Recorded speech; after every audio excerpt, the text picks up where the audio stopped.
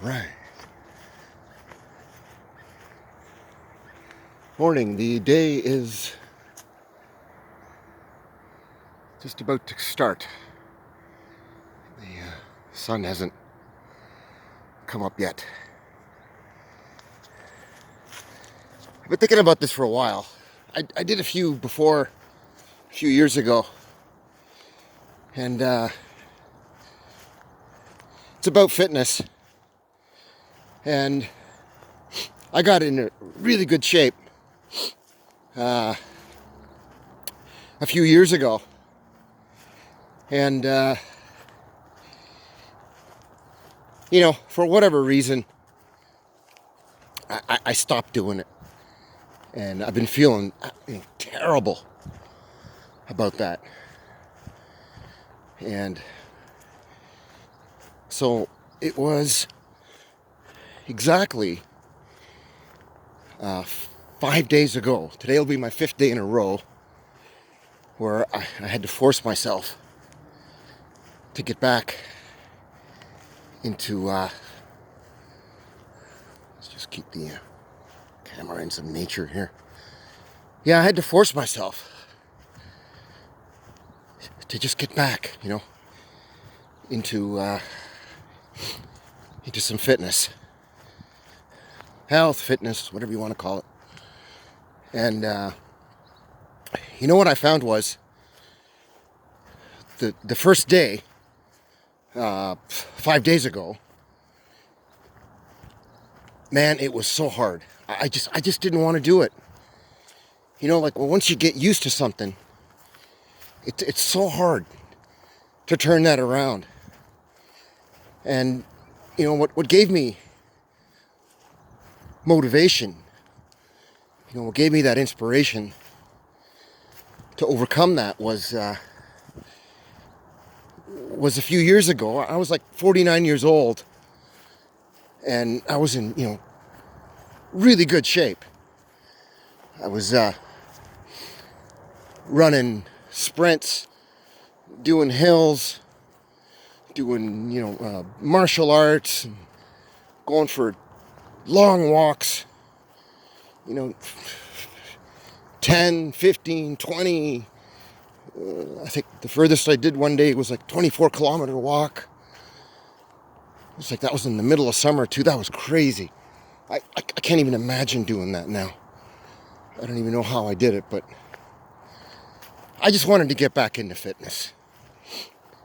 I'm 54 years old now, and there's that little kind of timer that goes off in your mind. It says if you don't do this now, you're going to regret this. I'm going to regret from procrastinating, and just kind of being lazy about it. And so that's, to me, that is so true. Like you are your worst enemy sometimes. And it's that naysayer. Of course we all run into people in our lives, the naysayers. You can't do this, you can't do that, and this and that and that. And you have to overcome those. At the same time, you have to overcome the naysaying that you do to yourself. That self-defeatist, a kind of mental attitude that sets in. It's so easy to, procrastinate and make, compromises and say, yeah, I do all this other stuff and I don't need to do that. I'm old now and all this other stuff. Or, I'm too busy and all these kinds of different things, And I just said to myself, this is it. This is it. I had this last chance mentality. And I figured, I'm going to do this now. I don't want to be looking back a few years from now and saying, you could have done something. I don't want to have those regrets. I've been through that before in my life. You know, when you're 54 years old, there's always things you look back on and go, oh, you know, I should have done that when I was 20. I wish I knew. I wish, you know, I had somebody who told me that you should do this. You know, when you're 30, when you're 40, when you're 50. Now at 54, this is one of the few times in my life where I can look back to when I was 49 and say, you know what, I don't have regrets. Everything I did when I was 49, I'm extremely appreciative and proud of myself for doing that. There were things I would have thought that were impossible. And so the first step is the hardest step in just about everything in life. And that includes fitness. That includes getting up in the morning, getting your sorry, out of bed. And so I've been running sprints as well. I'm trying to get back into running sprints. I'll talk about that in a minute. I'll take advantage of this little, it's not a big hill, but for the purpose of explaining something which I learned from years back. Between 45 and 49 years old, I was going for, I really got into going to the woods. I just love going into the woods, exploring, nature, and what I found was the first couple times I went for like some walks in the woods, I remember my feet were so sore. They were like throbbing at night. And I was like, oh my God, like, man, that's how out of shape you are. Your feet are sore. And so that taught me something. That taught me that I don't have strong ankles. Because it's always uneven ground, when you're walking in the woods. And that really works those muscles in your feet. It works all these muscles in your feet that you never use, especially these kind of lateral movements and those where you're pivoted up and you're pivoted down. The hills, I mean, a lot of people know about running hills, and it's usually, running up and running down. And what you do there is you're working on, when you're running up the hill, if I get that angle right, you're working on these kind of muscles in here. And same with your muscles here below your shin bone, because that's where you feel it the most. So when you're running up the hill, and when you're running down the hill, there seems to be some stress here, more in the back. So these muscles are getting worked, and there are different muscles like over here and towards the back here a bit when you're running down the hill. There is some here, but that's mainly for like balance and stuff, I find.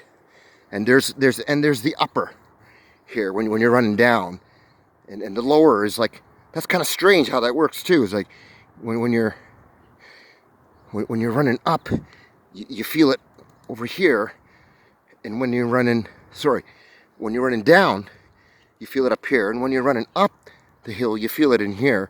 So that tells you these are all different muscle groups in here. Same with your feet. And you can never work those muscles, in any other kind of workout. You literally have to Find something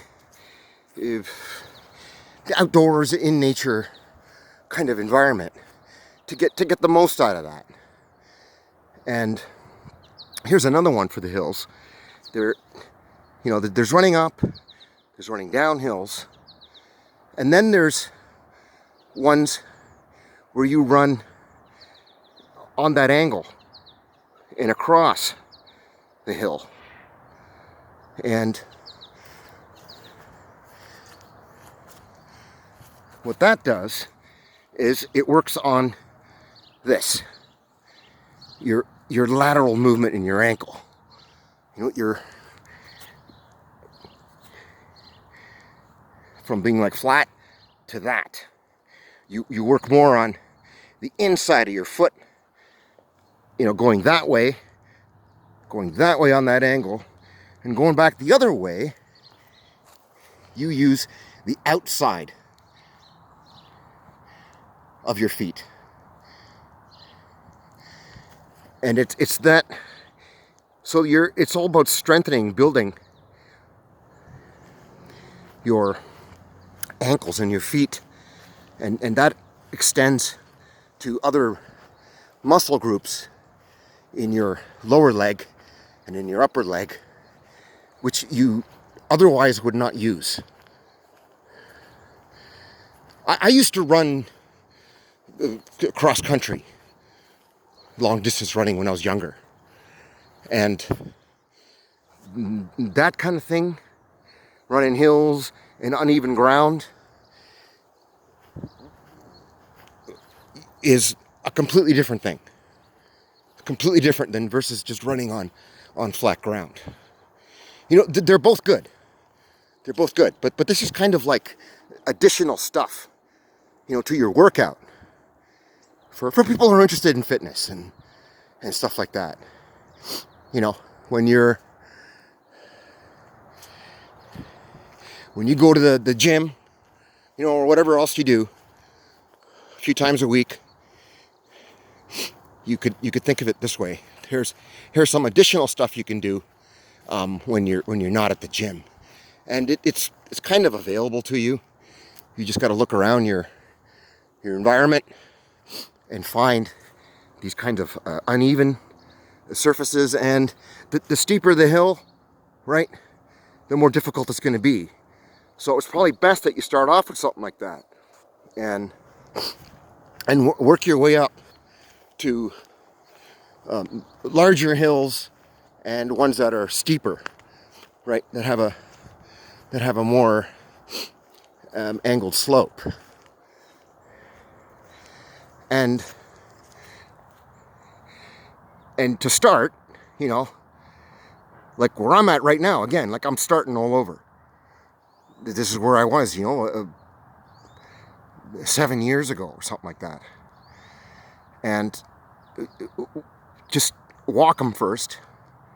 If you're a walker, you can walk up and down hills, and you can walk them the lengthways across the angle of the slope, and that'll strengthen your feet and your ankles and all these little different muscle groups in your feet and in your legs.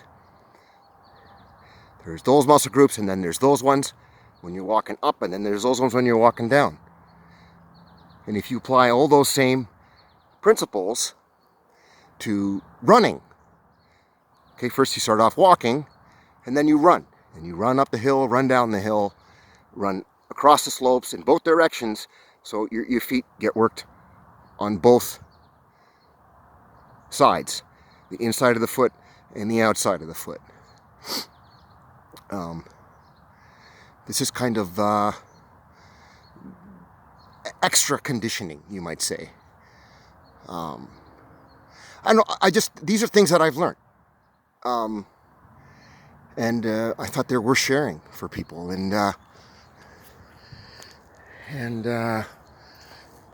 So the sprints, I'll tell you how I'm getting back into this, because these are really difficult when you haven't done them for a while, and you don't want to,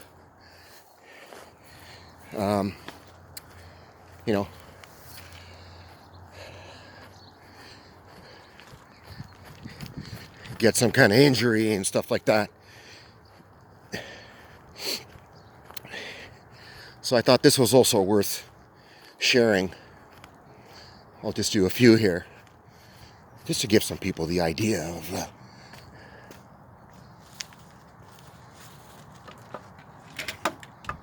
a basic, kind of concept here. So I mean, how do you get back into running sprints?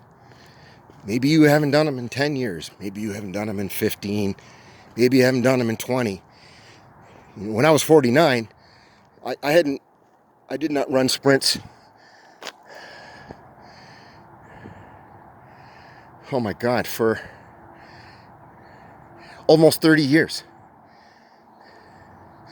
And I said, like, how the hell am I going to do that? At 35, I already wrote myself off. I was like, oh man, you'll never be able to do that again. And I was in good shape when I was 35. I had a really good job for physically, being challenged. I was lugging around stuff, moving heavy stuff around, and I was physically active. But this kind of the running thing was going through my head at the time. I was going like, oh man, you'll never be able to run like sprints again, and you're never going to run fast again. Maybe that's just something you can do, when you're a teenager or stuff like that. But at 49, I proved myself wrong. So here I am at 54, and I'm doing the same thing all over again. And this is what worked for me. This is not maybe the best, but this is what worked for me. When you're getting back into running sprints, or if you want to run sprints, run your first few. Just do like 2 or 3 your first time out. You don't want to do anything more than that, depending on your level of fitness and health and so forth. You just want to go about half your potential, which I'll do right now. It's just a very light run. It's approximately 45, 50 yards, right? Run that at about half speed. Feel your legs, feel how they're doing. And like I said, the first time I did this, it was like I hated it. I didn't want to do it. I forced myself into doing like 2 or 3 the first day, which was 5 days ago. Second day I went back at it. Third day I went back at it. Yesterday I went back at it, and I started seeing results. I was getting progress, and this is already my 5th day into it, so I'm a little bit better than I was 5 days ago. Now your second time, okay, you want to run a bit more than just a light one at first. So let's call this approximately close to 3/4.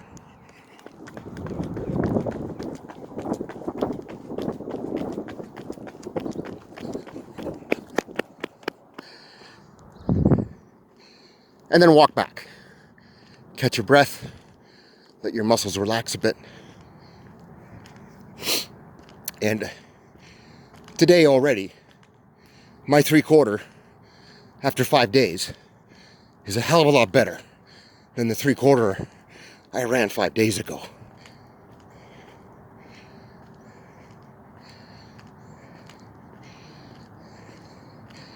And so for the point of this video, I'll do one more, and I'm not going to run full because I'm not there yet. That'll take me a few more. I don't know, maybe next week.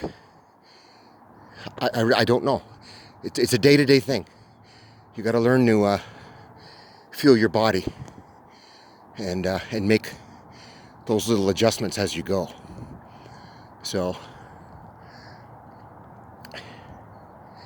that was 3/4. I'm going to do about 80, 85 here. I'm not going to go, higher than that, because I want to come back here and do this tomorrow. I could go all out, but then I'll stress my muscles to the point where I won't be able to do this tomorrow. That's another thing too. There's two different ways of kind of working out.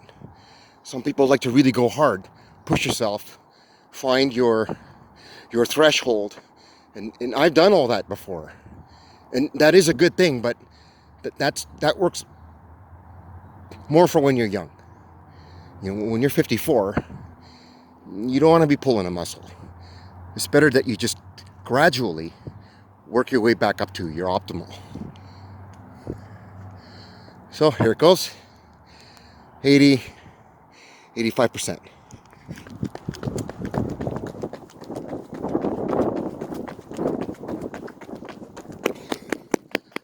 Right.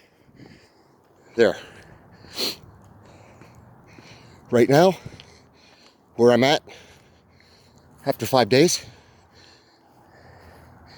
that's it for sprints today. Sprints are very demanding. They're extremely demanding on your body, on your legs, on your quads, especially. And you get into your hip flexor muscles. That's where sprints really, you know, demand more out of your body. You know, you can walk, you know, 20 miles a day. You can do all kinds of other things. But sprints, no, you can't. You know, you can't run sprints all day.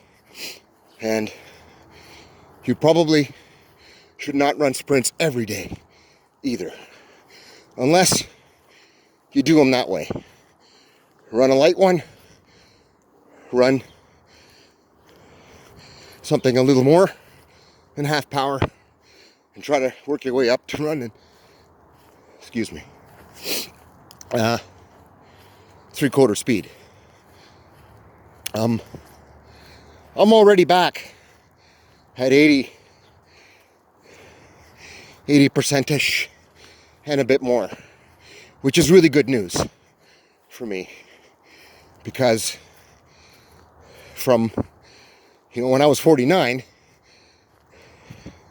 and I could run full speed, and I ran 40 yards in approximately 4.5 seconds. So, you know, to me, that's freaking awesome. I'm not here to break records or try out for, you know, any professional sports team, or I won't be entering the Olympics, you know, anytime soon. Those days are far behind me at 54. So there's a few things there. I thought while I'm here, I might as well share a few of these things that worked for me, and that hopefully might be helpful for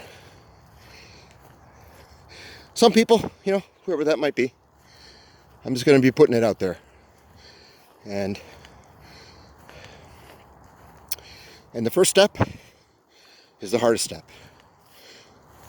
That's the most important thing to know for people who have a kind of a mental block, or they just think like, that's not possible, or they've just gotten used to making some kind of compromises and procrastinations, and like, man, I've been my own worst enemy too. But the good thing for me has been that, you know, I've always been able to overcome that time when I start getting in one of those mindsets. It can happen to anybody. It happens to the best of us. And that's it. I just wanted to share that stuff about the hills and how that strengthens your little muscles in your feet and your ankles. And, you know, if you do other kind of sporting activities, you strengthening your ankles like that's going to give you a level up in everything that you do. Everything that you do, if you're into fitness and health related things, that's going to give you a level up.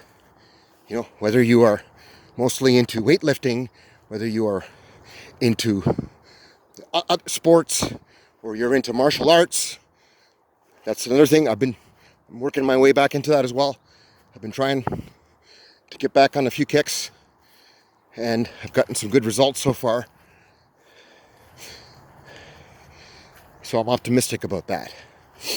I can get back to where I was when I was 49 years old. And so that's what this is about. This is just some additional information for fitness. Yeah. Which obviously, the better your fitness is, the better your health is, right? So I kind of choose the word fitness and health together here. And maybe in a few days, I'll just share some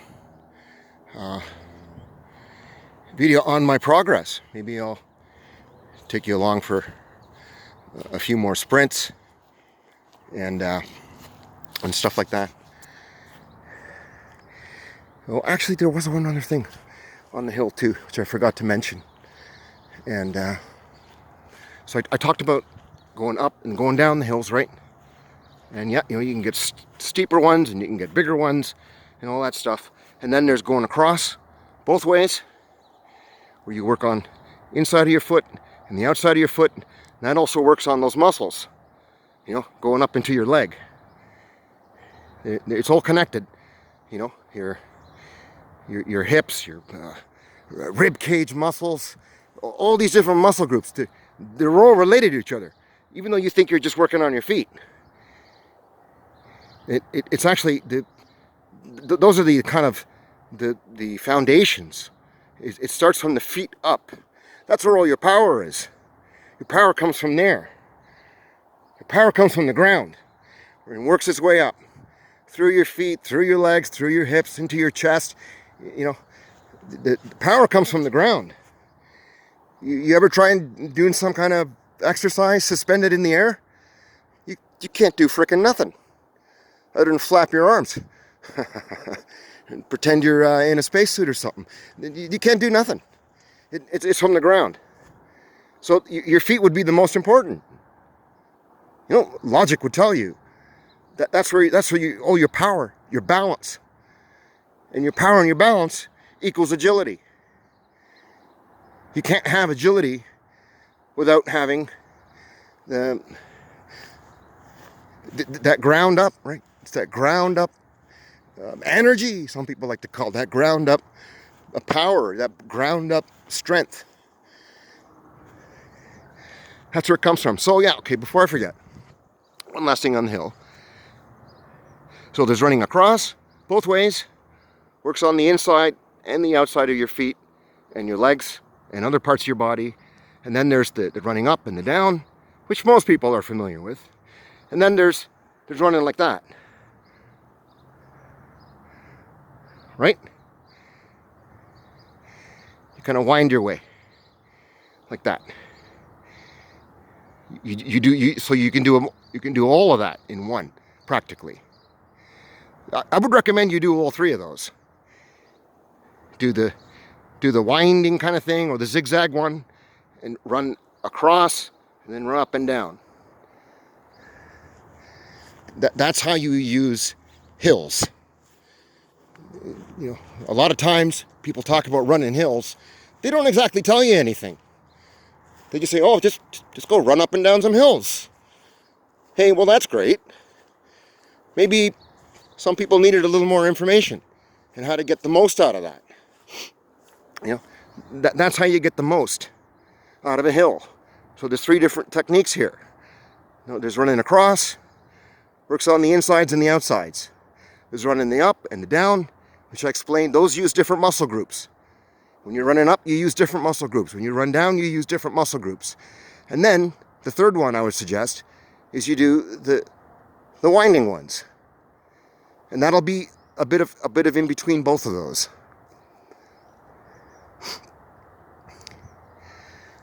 And feel it out. Get out there, feel how your body reacts, and depending how old you are, don't overdo it. You know, if you start feeling a little, something more than just a bit of stiffness, okay? Some people might call it pain or something, but something more than just stiffness, we'll stop. Come back, do it again, and just go lightly. Start off easy, depending on where your health level's at and your fitness level. Start off light, work your way up, and eventually, you know, if your that internal naysayer goes away, you'll get into at least getting close to your optimal. That's my goal. I just want to get close to my optimal. I'm not into trying out any, professional things. This is just for myself and for my fitness.